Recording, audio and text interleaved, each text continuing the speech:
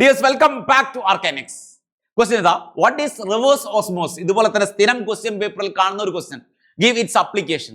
ഒന്നുമില്ല, നമ്മളൊരു ബീക്കറിൽ വാട്ടർ എടുക്കുക. ഒരു ബീക്കറിൽ വാട്ടർ എടുക്കുന്നു. ക്ലിയർ അല്ലേ? ഒരു കണ്ട വാട്ടർ ഇവിടം വരെ വാട്ടർ ഉണ്ട്, ഇവിടം വരെ വാട്ടർ ഉണ്ട്. ഓക്കെ, വേറൊരു കണ്ടെയ്നറിൽ നമ്മൾ എന്ത് ചെയ്യുക? സീ വാട്ടർ, കടൽ വെള്ളം എടുക്കുന്നു. കടൽ വെള്ളം എടുക്കുക. Sea water.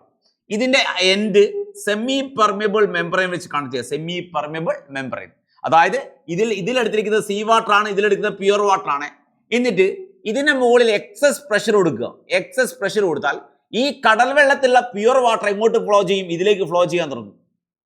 അതായത് excess pressure higher than osmotic pressure applied on the surface, the passage of solvent from higher concentration to lower concentration takes place. Concentration കൂടിയ ഭാഗത്തും കോൺസെൻട്രേഷൻ കുറഞ്ഞ ഭാഗത്തേക്ക്, അതായത് കടൽ വെള്ളത്തിന് കോൺസെൻട്രേഷൻ കൂടുതലും പ്യുവർ വെള്ളത്തിന് കോൺസെൻട്രേഷൻ കുറവാണ്. അപ്പൊ കോൺസെൻട്രേഷൻ കൂടിയ ഭാഗത്തും കോൺസെൻട്രേഷൻ കുറഞ്ഞ ഭാഗത്തേക്ക് വെള്ളം എന്ത് ചെയ്യും? ഫ്ലോ ചെയ്യും. അതിനെ വിളിക്കുന്ന പേരാണ് റിവേഴ്സ് ഓസ്മോസിസ്.